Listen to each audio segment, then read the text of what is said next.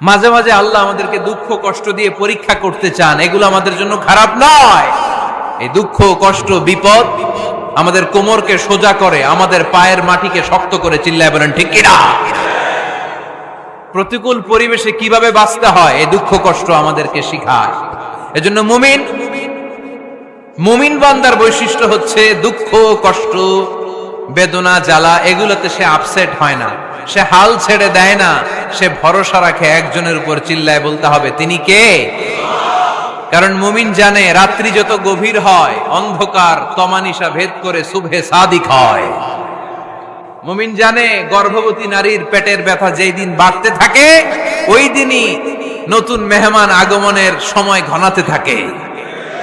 মুমিন জানে তার জীবনে দুঃখ কষ্ট বিপদ যত বাড়তে থাকে সুখের দিন কাছে আসতে থাকে। এজন্য মুমিনের হারাবার কিছু নেই। ইন্না মাআল উসরি ইউসরা, ইন্না মাআল উসরি ইউসরা। নবী হে, কষ্টের পরেই আছে আনন্দ, দুঃখের পরেই আছে সুখ। আপনি সমস্যায় পড়েছেন, ওই সমস্যার সমাধানও আছে না নাই? এই পৃথিবীতে এমন কোন সমস্যা আছে যেটা সমাধান নাই? কথা বলেন। সমস্যা তৈরি করেছে কে? আবার সমাধানও দিয়েছে কে? Allah doesn't create a lock without its key. Allah কখনো চাবি না বানাইয়া ওইটার তালা বানায় নাই। কথা কন। তালাও যেহেতু আছে ওই তালার চাবিও বানিয়েছে কে? মা আনজালাল্লাহু দাআন ইল্লা আনজালাল্লাহু লাহু শিফা। আল্লাহ দুনিয়ায় এমন কোন রোগ পাঠায় নাই যেই রোগের ঔষধ বানায় নাই, এমন কোন রোগ নাজিল করে নাই যেই রোগের কোন চিকিৎসা বানায় নাই, হয়তো সেটা আবিষ্কার হয় নাই। অনেকে ক্যান্সারের কথা বলতে পারেন যে হুজুর ক্যান্সার এমন রোগ, এই ক্যান্সার তার নাই কোনো অ্যানসার, কিন্তু বিজ্ঞানীরা বলতেছে এটারও অ্যানসার আবিষ্কৃত হচ্ছে। সুবহানাল্লাহ কইবেন না? কিছু কিছু ক্ষেত্রে হয়েও গিয়েছে। এজন্য দুঃখের পরেই আছে সুখ, কষ্টের পরেই আছে আনন্দ। এই দুনিয়াটাই এরকম, কষ্টের পরই আনন্দ। দেখবেন তারাবির নামাজ 20 রাকাত পড়তে কষ্ট লাগে না? কোমরে ব্যথা, হাঁটুতে ব্যথা, কিন্তু 20টা রাকাত যখন শেষ করে মসজিদ থেকে বের হই একটা আনন্দ আছে না নাই? কষ্ট করে পরীক্ষার জন্য প্রিপারেশন নিলেন আপনি কয়েক মাস, কিন্তু ফলাফল যখন ভালো হয় তখন একটা আনন্দ আছে না নাই? সারাদিন রোজা রাখলেন রমজানে, কি কষ্ট, তৃষ্ণায় গলা ফেটে যায়, কিন্তু ইফতারির সময় যখন রুহাবজা শরবতটা খাই কেমন লাগে? একটা আনন্দ আছে না নাই? এজন্য আল্লাহ বললেন فَإِنَّ مَعَ الْعُسْرِ يُسْرًا إِنَّ مَعَ الْعُسْرِ يُسْرًا। ও নবী, কষ্টের দিন মক্কায় অল্প কিছু দিন, মদিনাতে আনন্দের দিন অপেক্ষা করছে। আমাদের জীবনে যদি দুঃখ কষ্ট আসে আমরা ধৈর্য ধরবো, তাওয়াক্কুল করবো একজনের উপর, তিনি কে? কারণ আমরা বিশ্বাস করি কষ্টের দিন এটা চিরকালের জন্য নয়, সামনে আনন্দের দিন আমাদের জন্য সেট করে রেখেছে কে? বিপদে পড়লেই ডাকবো কারে? আমাদের অসুস্থতাকে সুস্থতায় পরিণত করে দিতে পারে কে? চাকরির জন্য পাগল পারা, চাকরি নাই, চাকরির ব্যবস্থা করে দিতে পারে কে? বিদেশে যেতে মনে চায়, পাসপোর্ট দিয়ে রেখেছি, ভিসা নাই, ভিসা লাগায় দিতে পারে কে? কিন্তু আমরা দুঃখ কষ্ট বেদনা কিছু একটা হইলেই সবার আগে আল্লাহরে শেয়ার করার আগে ফেসবুকে শেয়ার মেরে দিই। আছে না নাই? আপনাদের ফেসবুকে অ্যাকাউন্ট আছে নাকি? কার কার আছে দেখি?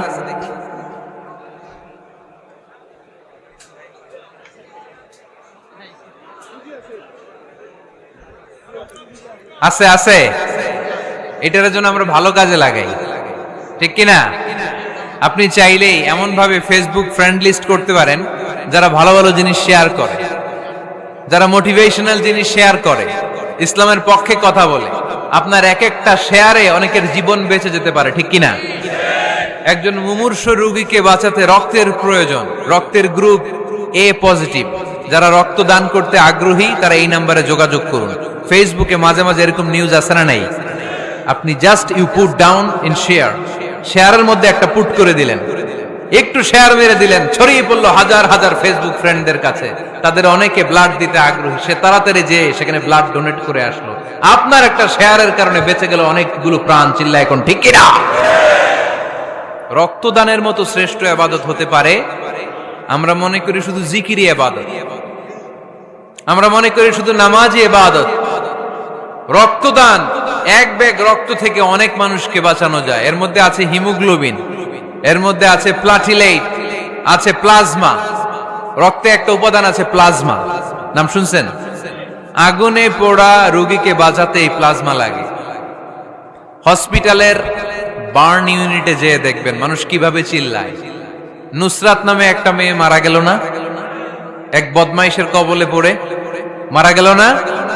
তাকে আগুন জ্বালিয়ে দেয়া হয়েছিল তার গায়ে, তার প্লাজমা গুলো জ্বলে গিয়েছিল। আগুনে পোড়া রোগীর যে কি কষ্ট, একটু দেখার জন্য হসপিটালের বার্ন ইউনিটে যাবেন, দেখবেন যে কি কষ্টে আছে তারা।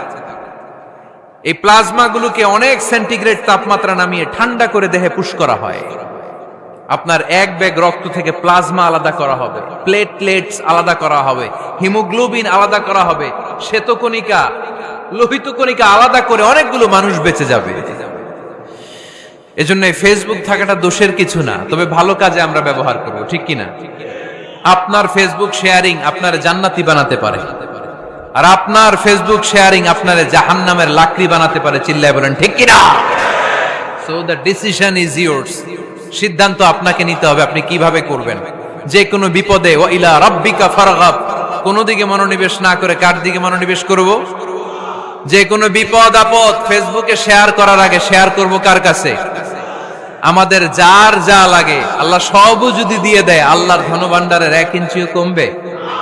হাদিসে কুদসিতে আল্লাহ বললেন, লাউ আন্না আউওয়ালাকুম ওয়া আখিরাকুম ওয়া ইনসাকুম ওয়া জিন্নাকুম, পৃথিবীর সব জিন, পৃথিবীর সব মানুষ বিশাল মরুভূমিতে দাঁড়িয়ে যদি আমার কাছে চাইতে শুরু করে, আল্লাহ এটা দাও, ওটা দাও, ওটা দাও, আমি আল্লাহ তোমাদের সব চাহিদাও যদি মিটিয়ে দেই, আমি আল্লাহর ধনভাণ্ডারের 1 ইঞ্চিও কমবে না।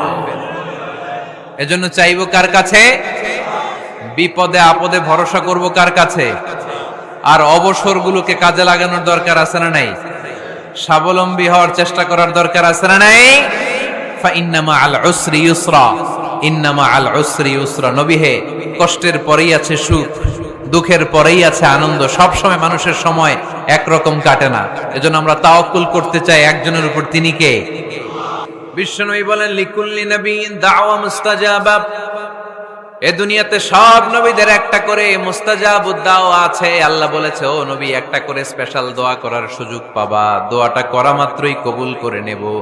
বিশ্বনবী বললেন, এই পৃথিবীর বুকে যত নবী রাসূল দুনিয়ায় এসেছে, সব নবীরা তাদের স্পেশাল দোয়া দুনিয়ায় করে ফেলেছে, ইল্লা আনা, কিন্তু আমি করি নাই। বিশ্বনবী বললেন, ওয়া ইন্নী আখতাবিউ দাওয়াতি শাফাআতান লিউম্মতি ইয়াউমাল কিয়ামাহ।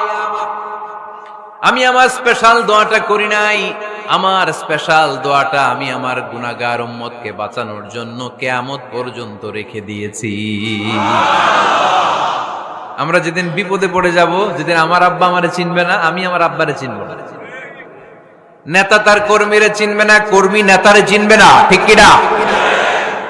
পীর সাহেব মুরিদরে চিনবে না, মুরিদ পীর সাহেবরে চিনবে না, স্বামী তার স্ত্রীরে চিনবে না, স্ত্রী তার স্বামীরে চিনবে না।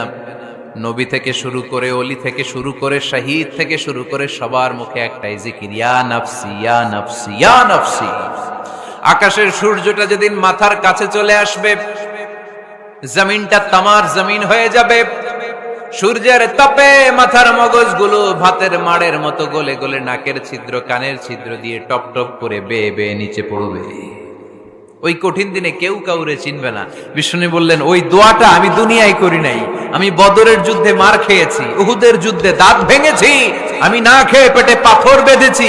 আমি যদি ওই দিন দোয়া করতাম, আল্লাহ দোয়া কবুল করে নিত, জান্নাতি খাবার দিয়ে দিত, আমার মায়ের খাওয়া লাগতো না, তায়েফে আমার রক্ত ঝরতো না, দোয়া করলেই কবুল। কিন্তু ওই দোয়াটা আমি দুনিয়ায় করি নাই, ওই দোয়াটা আমার জন্য, আপনার জন্য, আমাদের জন্য বিশ্বনবী জমা রেখে দিয়েছে।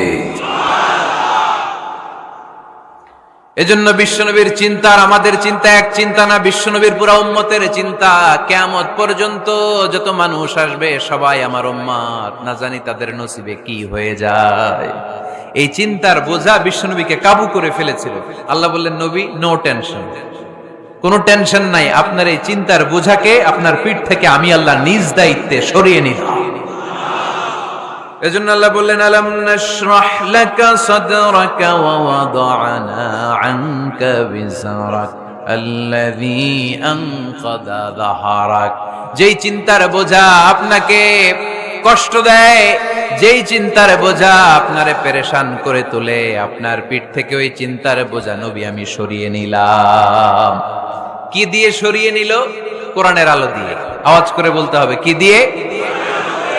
বিশ্বনবী মক্কায় দেখতেন মূর্তির পূজা হয়, আল্লাহর ঘরের ভিতরে 360টা মূর্তির পূজা। বিশ্বনবী দেখতে পেলেন দুর্বলের উপরে সবলের অত্যাচার। বিশ্বনবী দেখতে পেলেন নারীদেরকে অত্যাচার করা হয়। কন্যা সন্তান হলে বাবা তার মেয়েটাকে নিয়ে জঙ্গলের ভেতরে ঢুকে কিংবা মরুভূমির ভেতরে যে জীবিত দাফন করে দেয়। ওয়াইদাল মাউউদাতু সুইলাত ওয়াদুল বানাত। বিশ্বনবী এগুলো দেখতেন চারপাশে, দেখে এই পথহারা জাতিকে কিভাবে উদ্ধার করবেন, কি দিয়ে উদ্ধার করা যায়, এই টেনশনে বিশ্বনবীর পিঠ বাঁকা হয়ে গিয়েছিল। উপমা বাঁকা হয়ে গিয়েছিল, বিশ্বনবী সব সময় পেরেশান থাকতেন। আল্লাহ বললেন, নবী টেনশনের দরকার নাই, হেরা গুহায় এমন একটা নূরের আলো দিয়ে আমি আপনারে আলোকিত করব, যার মাধ্যমে সব পেরেশানি দূর হয়ে যাবে। ألم نشرح لك صدرك ووضعنا عنك وزرك الذي أنقض ظهرك। আপনাকে পেরেশান বানিয়ে দেয় এরকম সব চিন্তার বোঝা আমি আল্লাহ সরিয়ে নিলাম। সুবহানাল্লাহ। আল্লাহ আমাদের সবাইকে কথাগুলো বুঝার ও আমল করার তৌফিক দান করুক। আমরা পড়ি আমিন।